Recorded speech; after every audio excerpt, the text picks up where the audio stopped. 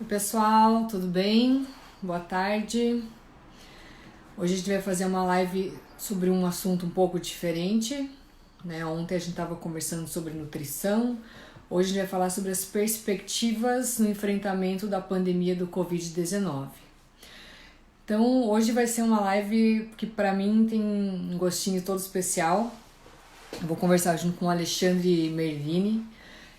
Para quem não sabe, eu dou aula na faculdade, na UEPG, né, Universidade Estadual aqui de Ponta Grossa, e eu dou aula aqui já desde 2010, né, e o Ale, ele participou, ele foi aluno meu da turma, né, então ele tá comigo desde 2010 aí, já tem uma história longa, e... Oi, Ale, Tudo tudo bem? bom? Tudo e você? Então, gente, esse é o Alexandre, né, que eu Olá. tava falando, a gente se conhece desde 2010, Acho que e quando eu comecei a dar aula aqui na faculdade, né? E nesse período todo a gente foi evoluindo, foi crescendo juntos. E hoje o Ale é um grande colega, um cara todo especial. Ele é um super pesquisador, está trabalhando em São Paulo. E tem um gostinho especial estar falando com você. Ai, saudade. Ale, se apresenta aí então. Então, gente, acho que a maioria aí já conhece, né? Mas quem não me conhece, eu sou o Alexandre, eu sou médico, eu trabalho aí com a clínica médica, medicina de emergência. E hoje eu atuo aí na gestão médica também, né? Tanto aqui em São Paulo quanto numa clínica em Londrina, né? Então, hoje a gente escolheu aí o tema para conversar com vocês sobre o que a gente tem de perspectiva, né, de novidade para enfrentamento aí da pandemia, que a gente sabe que vai chegar num momento que vai saturar e não vai ter muito para onde correr, né? Isso. Então, assim, gente, vamos só fazer uma revisãozinha. Sei que tá todo mundo cansado de ouvir, mas o que que é o coronavírus? Então, o coronavírus é um vírus, né, que começou lá em Wuhan, na China, começou em dezembro, né? Inicialmente era um vírus que só acometia animais e se né, fala que provavelmente por causa dessa questão deles comerem muitos animais, até mesmo crus, e naquele mercadinho de peixes, começou essa transmissão animal pessoal e hoje o contato ele não é mais dessa forma. Hoje o contato é entre pessoas, né, pessoa a pessoa, e a transmissão é basicamente através de gotículas. Agora, uma coisa importante, por que a gente fala tanto de usar máscara, isolamento e tal? Então, apesar do vírus ele se transmitir por pequenas gotículas, que teoricamente não caminham mais de 2 metros, quando você espirra, quando você tosse, essa transmissão pode ser mais longa, né? Pode espirrar mais longe. Então, o uso de máscaras, ele tem a ideia de diminuir um pouco essa transmissão e também fazer com que as pessoas parem de pôr a mão no rosto, né? Porque é um hábito que a gente tem, fica pondo a mão no rosto, põe a mão nas coisas, e, por exemplo, se alguém espirrou, tossiu, vai ficar gotícula na superfície. Você botou a mão na superfície, pôs a mão no rosto, está se contaminando. Então, o motivo dessa insistência, por que tem que ficar usando máscara, não sabe? É chato, realmente é desconfortável para quem não está acostumado, mas a ideia é essa, né? Então, diminuir essa contaminação. Ale, quer falar alguma coisa dessa parte mais inicial? Lembrar que o vírus ele permanece vivo aí na superfície.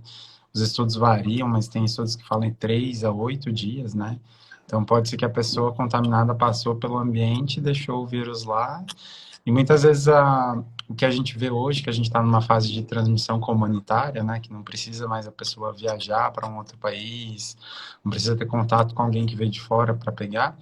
Então a pessoa ela passa pelo ambiente e às vezes muito tempo, né, alguns dias depois que o ambiente foi contaminado e acaba contraindo a doença, né?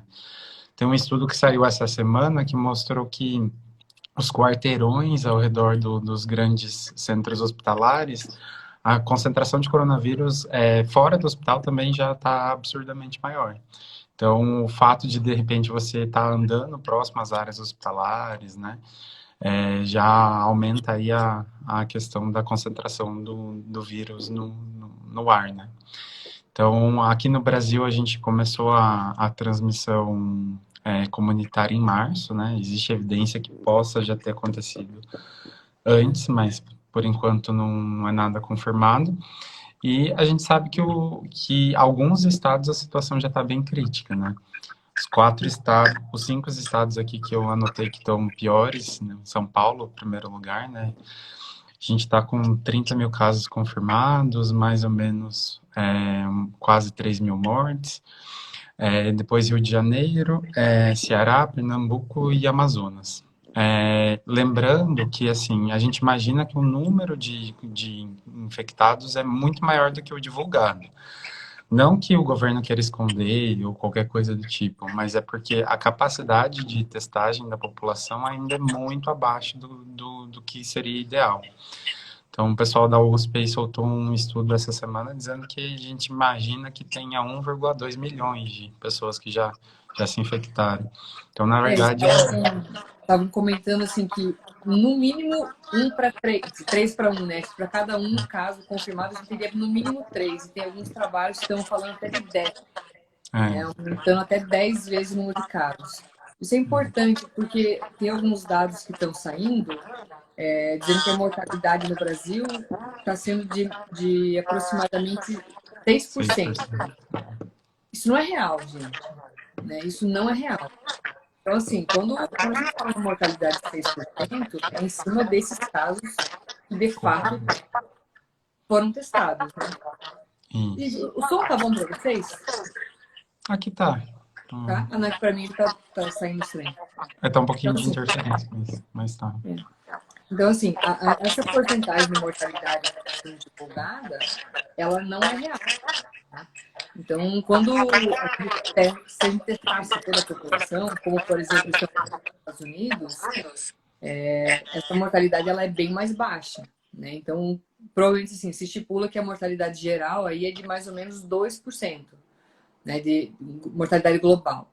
Então, a mortalidade ela é maior nos grupos de risco. Né? Então, quem seriam os grupos de risco? Vamos só fazer uma revisãozinha. Quais são os principais sintomas? Né? Então, tosse, febre, anorexia é muito comum. Mas lembrar assim, que tem muitos pacientes que têm sintomas não tão típicos. Né? Por exemplo, puxando a sardinha para o meu lado, né, mais ou menos 20 a 30% dos pacientes podem ter sintomas gastrointestinais. Então, dor abdominal, diarreia, essa hiporexia, anorexia.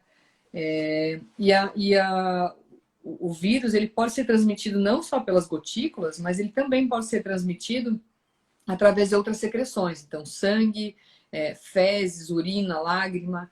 Né? Não se sabe ao certo como seria essa contaminação, se essa carga viral de fato seria tão alta, mas é importante relatar que existe essa contaminação. Até mesmo assim, pacientes depois que faz a viragem sorológica e que teoricamente some esse vírus do sangue, ele ainda pode estar presente nas fezes em até 2 semanas.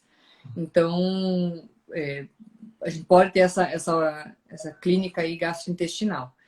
E aí, quem é que são as pessoas aí do grupo de risco? Quem que a gente deveria se preocupar mais? Né? Então, pacientes idosos, pacientes cardiopatas, obesos ou com outras doenças pulmonares, principalmente.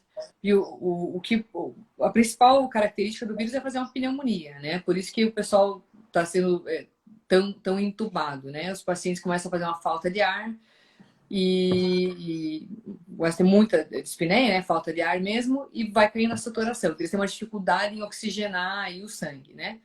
Então, muitos desses pacientes estão precisando de ventilação mecânica. Então, se você já tem uma doença que já acomete o pulmão, que já tem um pulmão, digamos, enfraquecido, né? A chance dessa pessoa desenvolver uma doença mais grave é muito maior. Então, esses grupos devem ficar ainda mais atentos. Eu acrescentaria ainda, Carol, os obesos, que a gente vê que estão evoluindo mal, né? Então, padrão de ventilação do pulmão do obeso é um pouco mais diferente, né? Faz uma pneumopatia restritiva, né? Isso. E também os diabéticos, né? Então, o padrão de microcirculação aí do diabético é comprometido, então a ventilação, a questão dos antimicrobianos chegarem na corrente sanguínea, perfundir bem o parênquima também acaba sendo um fator de risco importante. Isso aí. E assim, nesses estados onde a gente já está tendo um acometimento mais agressivo da população, aqui no sul, às vezes o pessoal não tá acreditando muito, né? Na nossa cidade aqui, na cidade que eu tô, né, em Ponta Grossa, tem muita gente falando assim, pô, é exagero, não precisa tudo isso.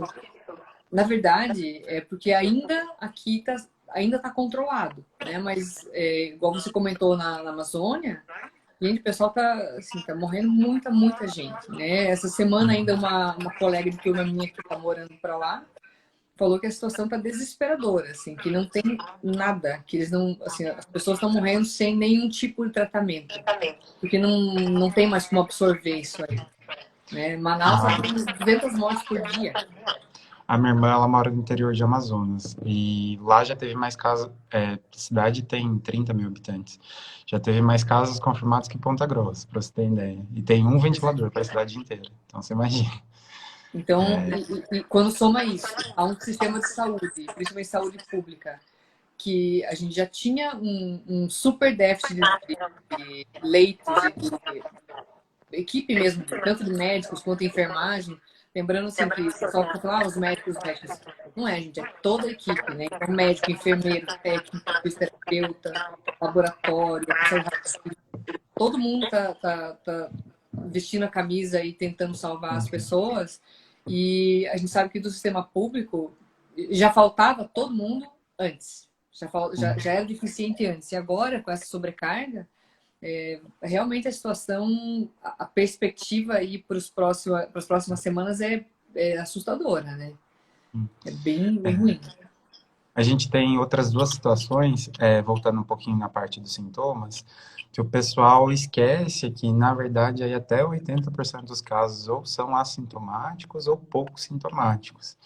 Então, principalmente, às vezes, um profissional de saúde fala, eu não quero testar porque é só uma tosse, ou eu não estou sentindo nada que me impeça de trabalhar. E daí, muitas vezes, quando a gente convence esse profissional a ser testado, a gente se surpreende com o resultado, né?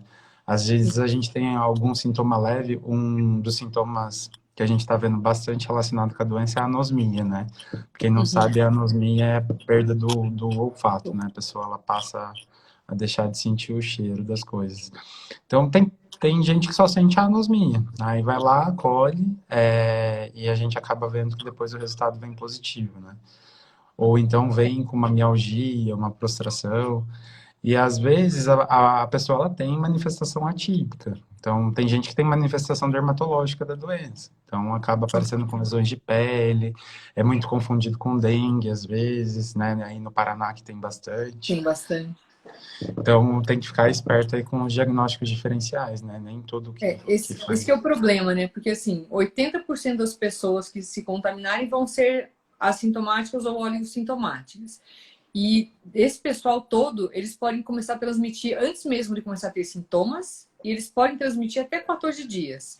Ou seja, como você pode começar a ter sintomas a partir de 4 a 14 dias da contaminação, então você tem uma janela aí de quase um mês entre a pessoa ter se contaminado, estar transmitindo e poder contaminar mais pessoas. E Não, esse que é o problema, né? Que as pessoas assintomáticas, elas estão rodando por aí, estão contaminando outras pessoas. e isso que você falou, às vezes a pessoa, para ela, só é uma tosse ou uma anosmia, aquilo não impede ela de trabalhar nem nada, mas ela vai e entra em contato com um idoso, vai entrar em contato com um obeso, vai entrar em contato com alguém que está fazendo quimioterapia, né? E para essas pessoas, isso faz diferença, né? Quando se questionar o porquê de ter colocado as crianças no isolamento social também, de ter suspendido as aulas dela, não é pensando nas crianças, né? A gente sabe que as crianças raramente são infectadas e quando são, a tendência de ter complicação é muito baixa, né? A chance de ter uma doença grave. Então, na verdade, a gente está pensando na criança proteger o vovô, que ela fica, né? Exatamente. Muitas vezes os avós que cuidam das crianças. Então, é uma chance de diminuir aí o potencial de transmissão da doença, né? A questão do isolamento social. Os grupos mais afetados, eles devem.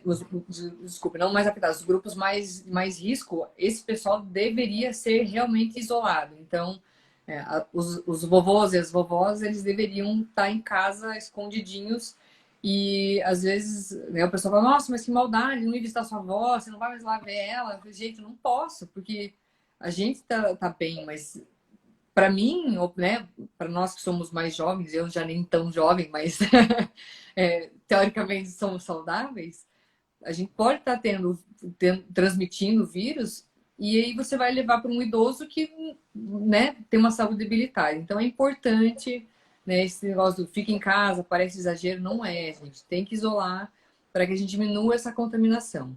Teoricamente, todo mundo vai se contaminar, né? Essa ideia do fica em casa é para a gente diminuir a curva, né? Achatar a curva que estão falando tanto. Então, por que disso? Tipo, se todo mundo vai se contaminar mesmo, não é melhor já pegar de uma vez, né? Tem muitos que estão falando isso. Não, gente, o sistema de saúde não vai dar conta de absorver todo esse pessoal. Então, é Uhum. muito importante a gente tentar fazer isso, né? Tentar E tem gente afastar que questiona, todos os grupos de risco. mas a taxa de ocupação dos leitos de UTI ainda não está 100%, né? Já era cheio antes. Só que, assim, os dados atuais, grande maioria dos hospitais ou duplicaram ou triplicaram a capacidade dos leitos de UTI, né? Uhum. Fora os hospitais de campanha. Então, às vezes o pessoal olha lá em São Paulo, tá com 60 e poucos por cento de leito de UTI, mas ainda tem 30 e pouco, mas é porque duplicou Já ou já está triplicou, incluído entendeu? aí os Já leitos está novos. incluindo os novos, entendeu? E lembrar que, assim, a gente não tem tanto especialista assim para trabalhar nesses serviços, né? Então, você pega intensivista mesmo, emergencista, ou que fez residência, ou que é titulado na área, não supre a demanda. E a gente começa a ter profissional não tão capacitado assim nesses setores, né? Atendendo, né? As outras especialidades já estão tendo que ir para a linha de frente, né, em grandes hospitais, né? Então, E isso está acontecendo no mundo todo, né? Eu tenho alguns colegas da Europa aí, e até médicos que já estavam afastados, já tinham se aposentado, estão sendo chamados para trabalhar nas linhas de frente, porque à medida que o pessoal mais novo, que a princípio seria o que ia atender, vai se contaminando, esse pessoal está tendo que ficar afastado por pelo menos 2 semanas, né? Tá faltando equipe para atender. Então, tem mais isso. A sobrecarga não é só do número de leitos, a sobrecarga dos profissionais. Lembrando que cada profissional aí que está trabalhando, mesmo usando todos os EPIs, a chance de se contaminar ainda é extremamente alta. E cada vez que essa pessoa, né, que alguém se contamina, pelo menos 2 semanas de gancho. Então, a gente precisa ter a capacidade de dar conta dessa rotatividade aí de profissionais, né, de toda a equipe, para poder suprir esses atendimentos. Lá no norte está acontecendo isso. Além de não ter leito, não tem equipe, porque o pessoal se contaminou, foi afastado, né? E tá sem gente para atender. uhum. Falando sobre tratamento, né? Muita gente tem perguntado aí como é que trata o coronavírus. Então vamos lá. Tem muita coisa, tem muita informação sendo jogada na mídia, mas hoje ainda não existe nenhum tratamento que seja formalmente indicado. Né? O que tem sido feito, na verdade, algumas tentativas baseadas em algumas séries pequenas aí de teste, né? Mesmo que o pessoal agora saiu alguns trabalhos de 1.000 casos, acho que do Remdesivir, né? Ainda é uma série pequena, né? Quando a gente vai liberar uma droga para ser comercializada, a gente tem várias fases de trabalhos clínicos, né? Isso não está sendo feito nesse momento. A gente está aproveitando muita coisa do que já tem de tratamento, por exemplo, para HIV, que também é um vírus, né? Então, muita coisa está se aproveitando desse conhecimento e sendo aplicado para o coronavírus. Então, o que está sendo indicado aqui no Brasil, lembrando que não existe nenhum tratamento padronizado, né? A gente se fala muito da hidroxicloroquina, que gerou vários debates aí se está indicado ou não. Então, tem hidroxicloroquina, a azitromicina, a nitazoxanida, a ivermectina, e agora estão falando também do Remdesivir e do esqueminha de lopinavir e ritonavir, que era um esquema que a gente já usava para HIV antes. Ale, quer falar um pouquinho sobre essa parte de tratamento? Então, o que a gente sabe que faz realmente diferença é o tratamento intensivo, né? O que mata esse doente é a hipoxemia refratária, né? É a falta do oxigênio no sangue. Então, a gente precisa dar um jeito de disponibilizar oxigênio para ele. seja o catéter de O2 no começo da internação, seja a máscara no reinolante, e boa parte das vezes acaba indo para ventilação mecânica, né? Então, isso é o que salva o doente, você suprir a falta de oxigênio. Então, por que na Itália morriam as pessoas aos montes? Porque não tinha leito de UTI para todo mundo, não tinha oxigênio para todo mundo. Então, já ligava o pessoal chamando para o serviço de médico de ambulância, né, como se fosse o SAMU da Itália, para um vozinho, eles não iam buscar, porque não tinha perspectiva de conseguir tratar adequadamente aquele paciente, entendeu? Então, o que salva é terapia intensiva, isso já está mais que claro, né? Sim, As ação drogas, precoce, tudo, né? isso. Aí quando o pessoal pergunta, mas de onde que surgiu os estudos da hidroxicloroquina, da azitromicina? Coronavírus, o 19, né, o Covid-19, embora seja uma doença nova, a gente já conhecia o coronavírus, né, de outras infecções no passado. Teve em 2002 o SARS-CoV-1, né, embora foi uma doença que ficou restrita só na China, né, e lá naquela época estudaram o efeito da hidroxicloroquina e da azitromicina in vitro. E in vitro viram que tinha algum possível efeito citopático viral, né.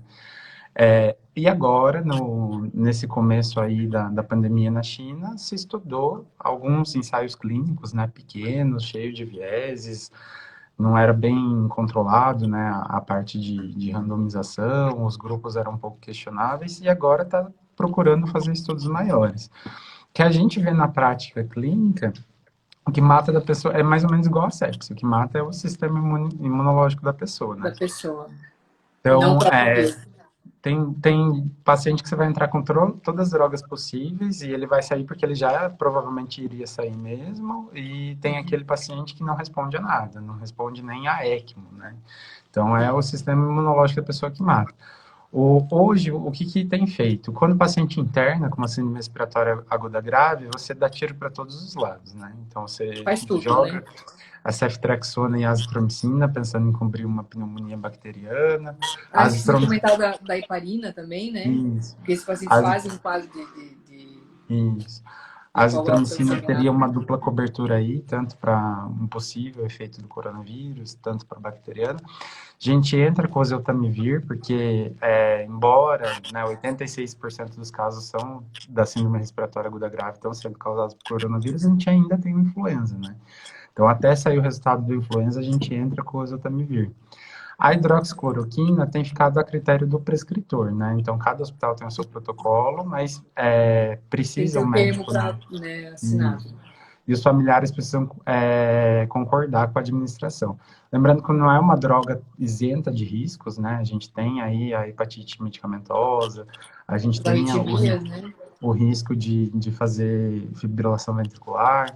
Então, é um paciente que eu tenho que monitorar o eletro todos os dias, medir o complexo QRS dele. Em relação à Anitta aí, Ivermectina. e a ivermectina a gente basicamente não tem usado, estão sendo feitos estudos ainda. E o Remdesivir a gente não tem no Brasil, né? Ele foi liberado agora pelo FDA, né? Isso. Tem um Parece estudo que aí para com pacientes graves ele eles tem estão tido uma boa ação aí de resgate, né? Mas não é para todo mundo, é para os pacientes que estão realmente isso. graves. Esse resumindo o resultado aí do Remdesivir nos Estados Unidos, é um estudo de 1.063 pacientes, reduziu o tempo de atividade da doença de 15 dias para 11 dias, né? Então, a gente sabe aí que a piora da doença ocorre no 7º ao 10º dia, então se a gente conseguir encurtar o tempo de doença, a chance do paciente piorar é menor, né? Então, por isso que está sendo usado. Para os pacientes muito inflamados, né, que o sistema imunológico está muito ativo, aí a gente tem indicação de usar heparina, né?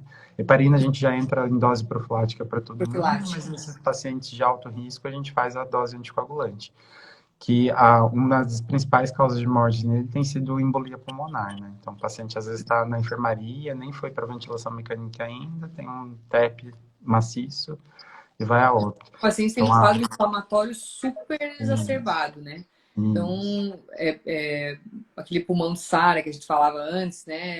É isso que está matando a galera, é isso que está matando as Isso, pessoas, essa reação inflamatória, né? Do sistema imunológico tentando combater e acaba causando um estrago muito pior, né, do próprio vírus. E o quadro clínico é uma cascata de citocinas, né? Então, hoje está se estudando ainda algumas drogas, principalmente imunobiológico, né? A gente tem o Inibidor de tocilizumab, interleucina. a interleucina 6, que tem, acho que o pessoal da HC está usando bastante, mas é uma droga extremamente cara, né? Então, para a realidade, boa parte aí dos hospitais, principalmente públicos, não acaba não sendo tão factível, né?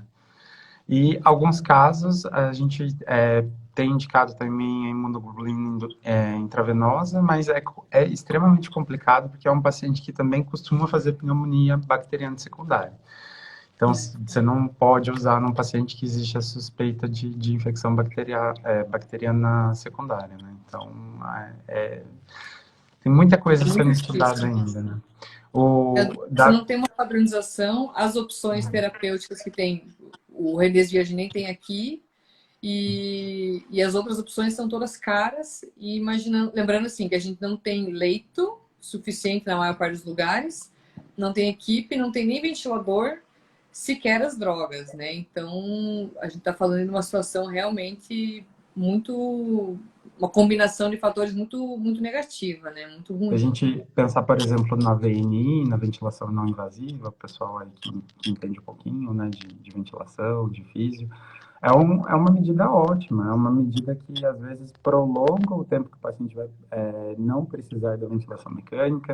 Às vezes, para aquele paciente limítrofe, você vai lá e indica, você consegue tirar a necessidade da intubação dele, mas é um procedimento que gera muito aerossol, né? Sim. Então, Os locais onde está sendo feito tem tido uma contaminação muito maior da equipe, né? Então você fica sim. naquela, vamos entubar precoce, aí a Então, gente tem nossa, uns você termos, pedir ventilador. para uma fisioterapeuta fazer VNI é extremamente complicado, entendeu? Porque muitas vezes esse paciente não consegue ficar num quarto sozinho.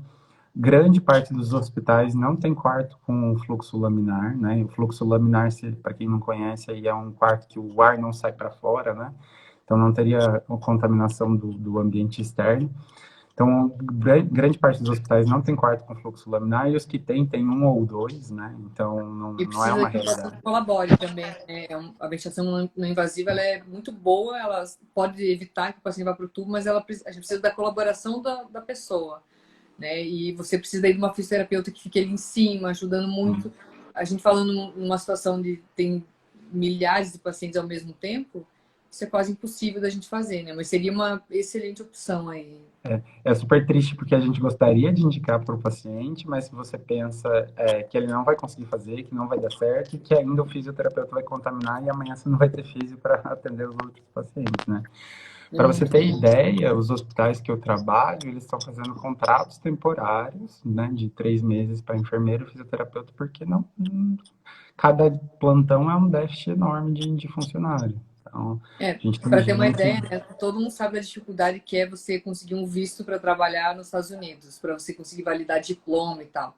E eles estão aceitando todo mundo. Tipo, quem quiser ir para lá para trabalhar, eles estão autorizando. Na Europa, a mesma coisa.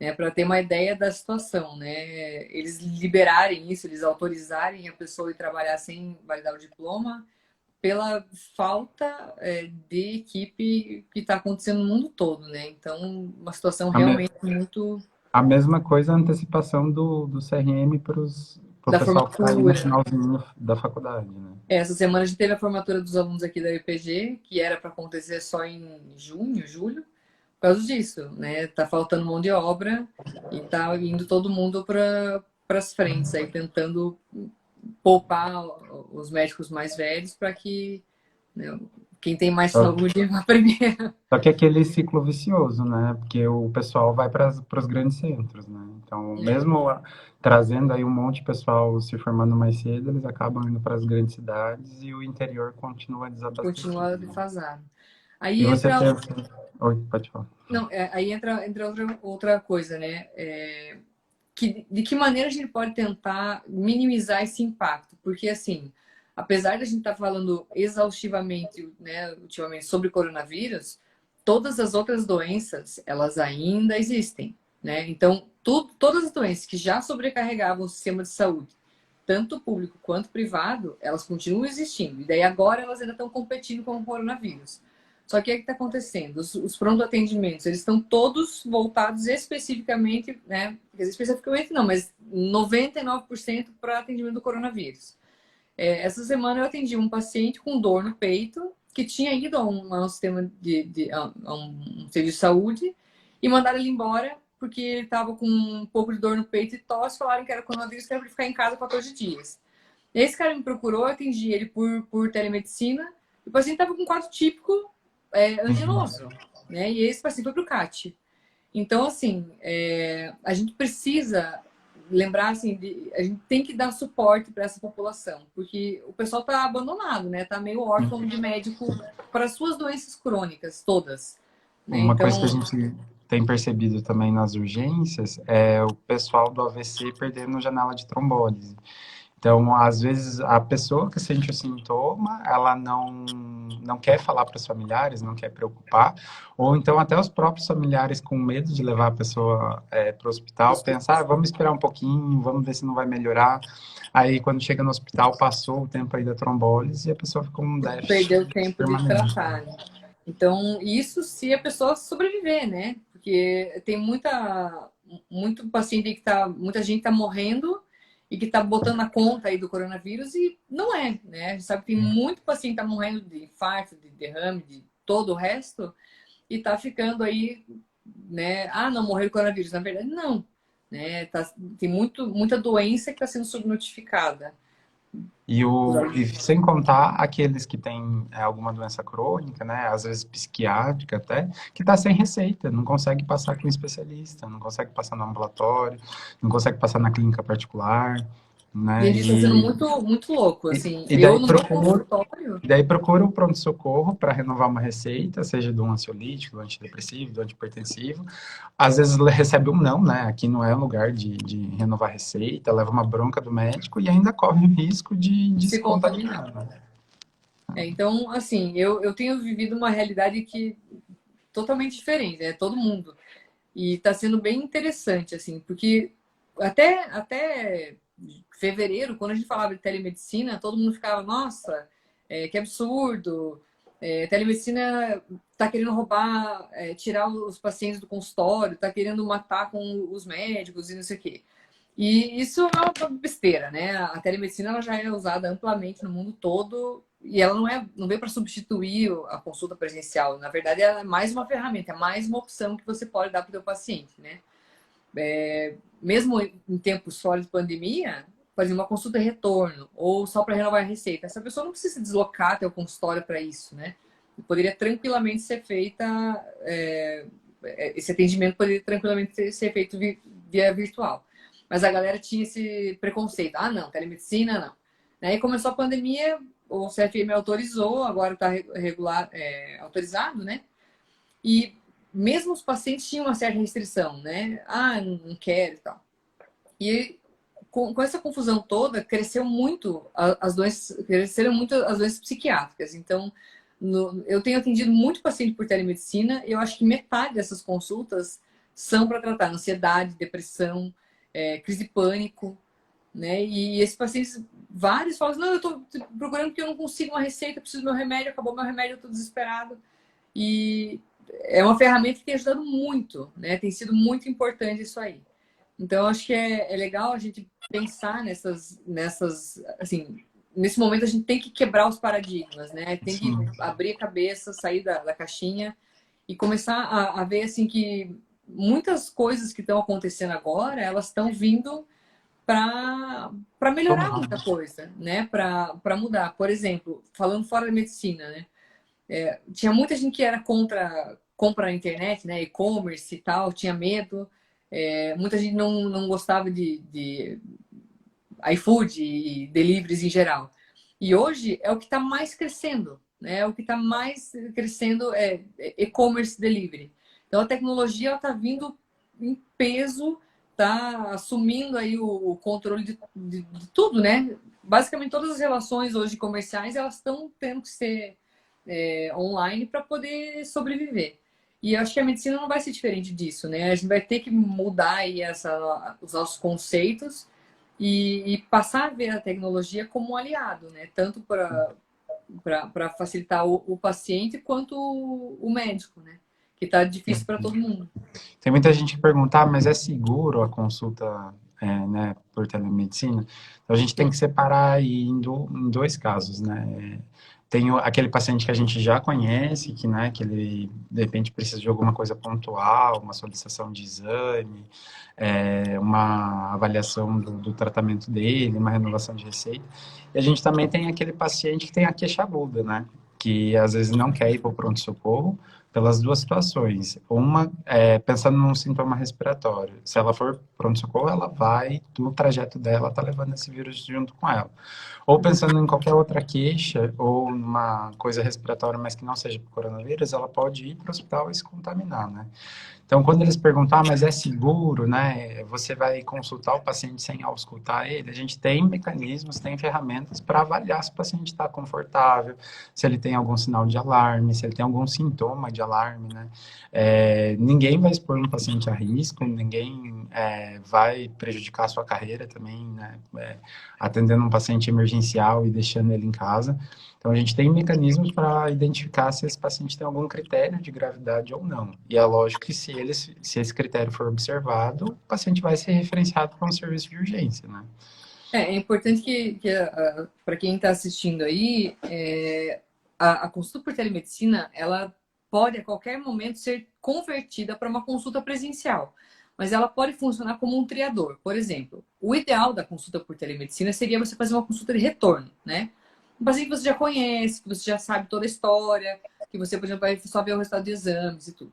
Mas nesse momento, uma primeira consulta, se esse paciente tiver que ir para um pronto atendimento, esse paciente ele corre o risco de ser contaminado.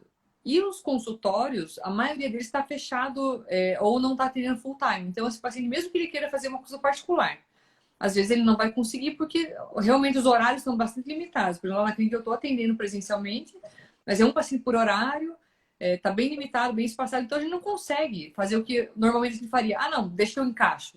Isso a gente não está podendo fazer. Então, a telemedicina, ela vem para você, às vezes, triar esse paciente e falar, não, olha, você tem critérios de gravidade. Por exemplo, estou com um quadro sugestivo de coronavírus, estou com tosse, estou com febre. Será que eu preciso ir para o hospital? Não sei, talvez sim, talvez não. A consulta pela telemedicina, você pode pedir para o paciente ver a frequência cardíaca dele. Hoje em dia, todo mundo tem por exemplo, relógio que ajuda, celular, tem um monte de aplicativo que vê frequência cardíaca, muita gente tem aparelho de pressão. Por exemplo, até a garganta, você consegue examinar, né? Então, você vendo, né, a pessoa, você consegue avaliar a face dessa pessoa, a dificuldade respiratória, então você pode falar, não, olha, você é um paciente que tem critério de ir para um pronto atendimento. Ou não, você está tranquilo, a gente pode ir acompanhando e você pode fazer um segmento desse paciente todos os dias. Eu tenho feito isso, olha, amanhã a gente conversa de novo, como é que você está? Ah, não, melhorou, tá estável. Se a qualidade de vídeo for boa, você consegue contar a frequência respiratória da pessoa, né? Exatamente. E assim, tem a gente gente que pensa, mas consegue.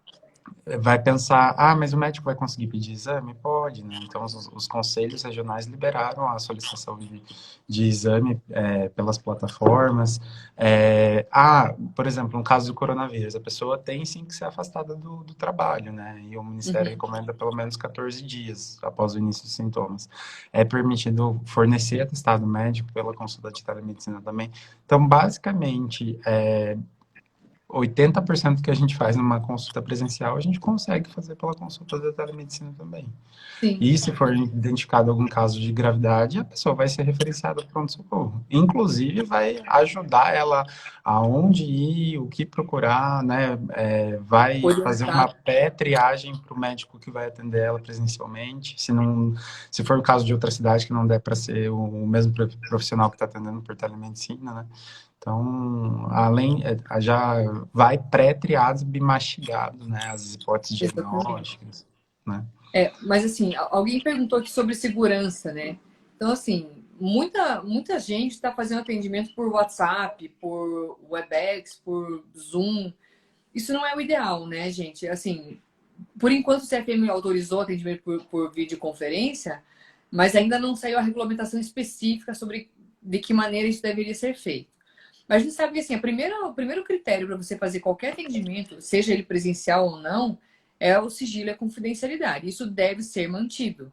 Né? Se você usar, por exemplo, um WhatsApp ou qualquer outro desses que não tem critérios de sigilo, corre o risco de vazar esse teu atendimento. E isso você pode ser penalizado, né? Você pode ser processado por isso. Então, quem for atender por telemedicina, você tem que usar algum aplicativo que seja desenhado especificamente para essa finalidade. Que seja criptografado, que não permita a gravação do áudio da tela, a não sei que seja dentro do próprio aplicativo. E que o ideal é que você tenha um aplicativo que integre todas essas funções. Você consiga agendar, pagar, emitir a receita, tudo, né, dentro do mesmo lugar, salvando esse histórico desse paciente. Muito do que a gente está vendo por aí não é isso, né? O pessoal está usando WhatsApp. Skype, enfim, WhatsApp. Né? Isso não é uma plataforma de telemedicina, gente. Não dá para, sabe, não é só porque que tem 4 rodinhas que anda que isso é um carro, né? A gente tem que diferenciar as coisas. Então, para quem for usar, o atendimento está autorizado, mas desde que você siga, então, essas regras. Então, para quem for usar, gente, a gente sugere que use aí um aplicativo que, de fato, seja para telemedicina. Hoje, no Brasil, a gente sabe que tem muitos por aí, se puser no Google lá, atendimento por telemedicina vai aparecer um monte, mas que, de fato, tem a criptografia, são poucos, né? A gente usa o Consulta, eu acho que você também está usando ele, que é um aplicativo bem seguro. Então, a sugestão é essa. E, assim, sobre as receitas, a Yasmin perguntou aqui se os pacientes estão tendo dificuldade com a receita. É um negócio novo, né, gente? Então, em alguns lugares ainda está tendo uma certa resistência. A receita que ela é assinada digitalmente, ela é válida da mesma maneira que uma receita assinada e carimbada. Tem exatamente a mesma validade. Inclusive, é até mais difícil você conseguir uma certificação digital do que você fazer um carimbo. A gente sabe por aí que tem muita falsificação e a certificação digital é bem chata de fazer. Para quem já fez, sabe que o processo é bem chatinho, assim. Então, você tem que tirar foto do seu documento, eles fazem uma videoconferência com você, enfim. Então, se você tem uma receita assinada digitalmente, ela é super válida, tanto quanto qualquer outra. Né? O que está acontecendo é que muitas das farmácias ainda não estavam habituadas. Tipo, São Paulo, tal, o pessoal já está mais acostumado. Mas no interior aqui, no começo o pessoal já estava meio assim, agora não. Agora já estão habituados. A tendência é que isso agora fique cada vez mais comum, né? As pessoas... tá todo mundo se adaptando, né, na realidade, aos médicos de prescrever e às farmácias de receber essa receita. E tem muito colega que, pensando aí no preconceito com a telemedicina, fala, mas isso é uma coisa provisória, liberaram só por conta da pandemia, não vai continuar depois. É lógico que a gente só pode fazer um julgamento final depois que passar, né? Mas tendo em vista, eu não recebi nenhum relato de caso em que o médico teve problema, de ter atendido um caso grave como leve, não deu a devida importância e teve algum problema em relação a isso. Então, passando a pandemia, eles analisarem retroativamente a segurança que foi, provavelmente vai vir para ficar, né? Lembrando que no mundo inteiro ela já é muito feita, né? Já Sim. é regulamentada e autorizada para tudo, não só para coronavírus. E eu acho que, assim, a comodidade era uma coisa que ela tem que ser levada em conta. Agora a gente está usando muito telemedicina por causa da necessidade. Mas muitos pacientes que eu tenho atendido têm falado, nossa, que beleza, porque eu sou de outra cidade, ou o paciente tem uma certa dificuldade de locomoção, esses pacientes estão adorando. Né? E todos os perfis de paciente, eu atendi desde adolescente até velhinho. E todos eles estão gostando. Porque eu mesmo tinha uma ideia assim, de que a consulta por telemedicina ela pudesse ser mais fria. Mas não é. Porque quando a gente tá assim no celular, você fica olhando, né? Por exemplo, eu tô olhando aqui só para você. Você acaba focando 100% da sua atenção na pessoa, né? E a vantagem de você atender em qualquer horário, porque você não precisa atender no horário comercial. Eu tenho atendido feriado, sábado, à noite, às vezes de manhã bem cedinho. Então você tem uma flexibilidade maior, porque você não precisa estar lá no seu consultório. Né? Eu tenho atendido em casa. Por exemplo, se pega aí um profissional da saúde mesmo, que trabalha em regime de plantão, das 7 às 19. Dependendo do especialista, ele não consegue passar, entendeu? Você pega que não atende à noite. Então, Sim. tem sido uma alternativa, sim. Tem gente que, inclusive, agradece. Nossa, para mim está sendo ótimo, eu consigo consultar, não preciso faltar no meu trabalho para poder consultar, né? Consegue fazer no período noturno. E o que eu acho mais maravilhoso de tudo é que a gente pensando em algumas especialidades, a gente ainda está em cidades de médio e grande porte, né? Mas algumas localidades você vai ter um gastro a 200 quilômetros de você, entendeu? Exatamente. Algumas especialidades ainda um pouco mais difíceis, sei lá, um hepatologista, às vezes no estado inteiro tem um, dois, né? Pensando. Eu tenho bastante paciente dos Estados Unidos. Tem muito, né, brasileiro que trabalha nos Estados Unidos e eles vêm para cá uma vez por ano para fazer exames pela questão de custo, né? Que fazer exame lá, por exemplo, uma colonoscopia lá é mais barato. Eles virem para cá comprar passagem, fazer exame voltado que fazer lá. E eu já atendia antes esses pacientes por videochamada, por WhatsApp e tal. E agora a gente está fazendo pelo aplicativo. E eles estão E de adorando, forma legal, né? Não de é forma algo. legal. Então, assim, você pode atender paciente em qualquer lugar do mundo. Entende? Isso quebra barreira, porque às vezes assim, a pessoa está viajando. Ela não quer, às vezes tem uma gripe, uma coisa boba. Ela não quer ir num plantão, um médico que ela não conhece. Ela quer o médico dela. Ó, Né? e lembrar que assim, a capacidade de atuação aumentou, mas a telemedicina já existia, né? Então, a gente tinha uma plataforma super famosa aqui em São Paulo, que até os médicos aí em Ponta Grossa usam também, de laudar eletrocardiograma, né? Sim. Então, a pessoa tinha dor no peito, passava num serviço que não tinha cardiologista, que não tem hemodinâmica, fazia o eletro lá em até 10 minutos, esse eletro era laudado rapidamente por um cardiologista de qualquer lugar do país. Tem um relato, inclusive, foi publicado até no New England. O paciente era um enfermeiro, ele estava numa localidade lá da Nova Zelândia que o serviço de urgência mais próximo dele era 300 quilômetros. Começou a sentir dor no peito, ele deitou, fez o eletro, enviou por telemedicina para o cardiologista falou que estava com supra.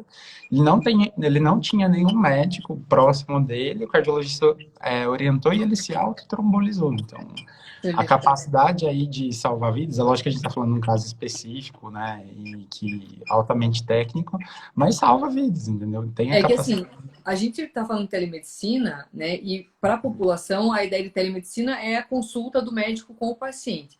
Mas a telemedicina ela já vinha sendo muito utilizada tanto na interconsulta como no telelaudos, né? Sim.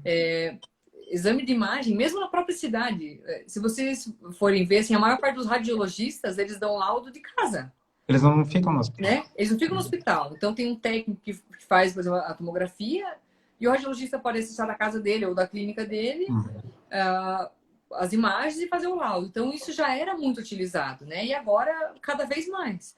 A questão do. Inclusive, até a inteligência artificial já tem vários sistemas de laudos em que a inteligência artificial ela ajuda o médico a fazer o laudo.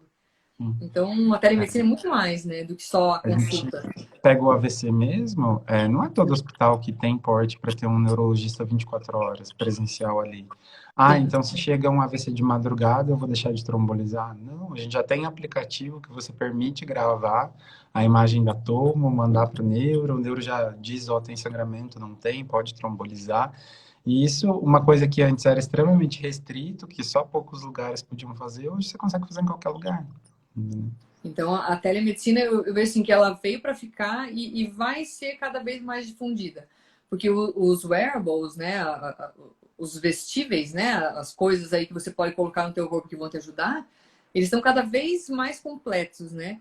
Então, não sei se você viu, no começo da pandemia, na Flórida, eles identificaram um foco de coronavírus porque eles tinham colocado um aplicativo que media a temperatura das pessoas, né? Aferia a temperatura. E eles identificaram que tinha uma população lá que estava com a temperatura aumentada. E aí isolaram e descobriram isso aí. Em Israel, eles estão usando muito a telemedicina, a videoconferência, para fazer acompanhamento diário dos pacientes que estão em isolamento, que foram confirmados que estão em isolamento.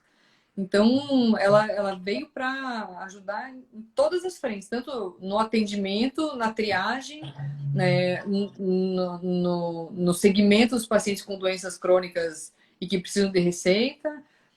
Algumas especialidades, como por exemplo, psiquiatria e psicologia, gente, o atendimento pode ser 100% feito por videoconferência. E outra coisa, uma coisa que a gente não está comentando, mas tem que ser pensada é custo, né?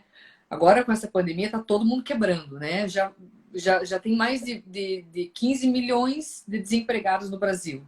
Já fecharam mais de 1 milhão de empresas, né? E a tendência é piorar aí para as próximas semanas. Então, a gente tem que começar a pensar em redução de custo. Por exemplo, é muito comum os médicos terem um consultório e trabalham em outros lugares. Então, você trabalha no hospital, você dá aula e tal. Então, o seu consultório fica alguns períodos ociosos. E antes, valia a pena você ter o seu consultório só seu, mas mesmo que ele ficasse ocioso. Hoje, a gente precisa pensar nisso também, reduzir custo. Então, por que eu não posso dividir o meu consultório com outro profissional? E, por exemplo, meus atendimentos retornam a fazer de casa. Se for só para levar exame. Você pode mandar os exames pelo próprio aplicativo, você visualiza, conversa, manda receita. Você não precisa estar lá, você pode atender a sua casa. Então, a gente tem que pensar até nisso, em redução de custo. E Né? também, para os profissionais aí que estão assistindo, quem tiver, por exemplo, um quadro leve de coronavírus, né? A pessoa está com anosmia, está com uma tosse seca, que ela pensa, putz, eu vou ficar 14 dias sem trabalhar, a maioria aí não é registrado, né? Acaba sendo terceirizado. Ela pode continuar trabalhando de casa. De casa, exatamente. Então, serve para os dois lados, né? Por exemplo, mas eu fiz um atendimento por telemedicina. Eu achei que esse paciente precisa ser examinado. Você pode mandar esse paciente para o seu consultório, você examinar ele, mas o tempo de exposição vai ser menor. Lembrando que, assim, para você se contaminar com, né, qualquer agente, entra aí o tempo de exposição, a carga viral. Né? Então, quanto menor for o tempo que você ficar em contato com essa pessoa, o risco vai ser menor. Então, você pode fazer toda a tua parte da anamnese, a parte da história, por telemedicina, e você só examinar o paciente. Tipo, chega, examina, sai. Então, você diminui esse tempo de exposição, diminui o tempo da pessoa lá dentro e vai estar reduzindo o risco de contaminação para todo mundo. Né? Então, se tem alguém queira fazer alguma pergunta sobre telemedicina, sobre as funcionalidades. É porque daqui a pouco o Instagram vai cortar a gente. Quando der uma hora, ele corta. Mas acho que é isso. Eu acho que veio aí para ficar. Não acho que vai acabar com a pandemia, sabe? Acho que, inclusive, a tendência é surgir mais aplicativos, surgir mais ferramentas, que a gente já sabe que hoje em dia você consegue fazer exame em casa, né? Sim. Eletroencefalograma, a parte de medicina do sono, eletro. Então, daqui a pouco a gente vai ter, né? Já tem um pessoal aí que já existia antes, coleta laboratorial, então você vai ter muita coisa sem precisar sair de casa, né? Você pensa naquele paciente acamado, né? Sequelado de AVC, o quão é trabalhoso você tirar ele de dentro de casa, entendeu? Às vezes só para renovar uma receita, só para fazer um pedido de exame, porque tem gente que, e é o correto, né? Você não fazer sem avaliar presencialmente, sem Sim. avaliar a pessoa, né? Mas você pode Então, acompanhar por uma videochamada. sim, imagina você levar um paciente desse para um pronto-socorro numa época de pandemia, né? Uma pessoa Não faz dessa, muitas vezes, se pegar a doença, né, não vai dar boa. Não vai dar boa. Então é isso, gente. Eu acho que foi bem legal. A gente conseguiu dar uma revisada aí em quase todos os aspectos da pandemia. E acho que deixar assim para o pessoal que, de novo, reforçando, evite ao máximo ir para qualquer pronto atendimento ou centro de emergência se você tiver sintomas leves. Se você não tiver nenhum sintoma grave, procure ficar em casa, mas é importante você ter essa avaliação médica. Procure o seu médico, peça para que ele disponibilize algum canal aí para você fazer uma videochamada, para que você possa ter essa segurança, né, de que não, realmente eu tenho indicação de ficar em casa ou não, eu preciso realmente ir para o hospital. Se cuidem, evitem ao máximo a exposição. Quando sair, todo mundo de máscara, álcoolzinho gel na mão, né? E lembrar Evitar assim, fazer festinha. não dá para fazer festinha. Esse negócio de, eu vou fazer aqui porque eu tô bem. Não pode, gente. Vocês têm que procurar realmente cuidar de todo mundo, né? Tá na hora de pensar nos outros também, não só na gente, tá? Então vamos evitar a exposição de todo mundo. E quem tiver não lembrar depois de alguma dúvida em específico, quiser entrar em contato com a gente, entrar em contato com as clínicas, a gente aí vai deixar depois o perfil para vocês, no Consulta-me, né? Da Santemed, da Onvita, a gente deixa aí o link para vocês entrarem depois e pode entrar em contato com a gente, né? Isso. Então, quem chegou por último aí, eu já vou colocar ali nos comentários. Consulta é um aplicativo por telemedicina que a gente está usando. O Santemed é um sistema de prontuário eletrônico que a gente consegue integrar aí com o Consulta-me e você ter uma gestão completa. E a Unvita é a clínica que o Alexandre trabalha e eu trabalho lá na Inovare, né? Então a gente fica à disposição. Quem quiser mandar dúvida, por favor, mande. Quem tiver sugestão para as próximas lives, eu acho que eu descobri esse canal recentemente, era uma coisa que eu não fazia antes, mas eu estou achando muito jóia, porque a gente consegue interagir muito com as pessoas. Eu acho que nesse ponto a pandemia foi boa, assim, ela está aproximando a gente dos pacientes, né? A gente tem conversado mais, tem ouvido mais, tido mais esse feedback, e isso tem sido bem, bem legal. Né? Eu acho que essa proximidade, eu acho que essa pandemia está sendo boa para ela reaproximar as pessoas, todos os tipos de relações, né? Tanto familiares, amizades e até mesmo essa relação médico-paciente que tinha se perdido, né? A gente sempre fazia tudo correndo, agora a gente tem mais tempo na marra, mas a gente tá voltando um pouco, resgatando isso. Acho que tem sido bem, bem legal, bem interessante. Então, Tá bom?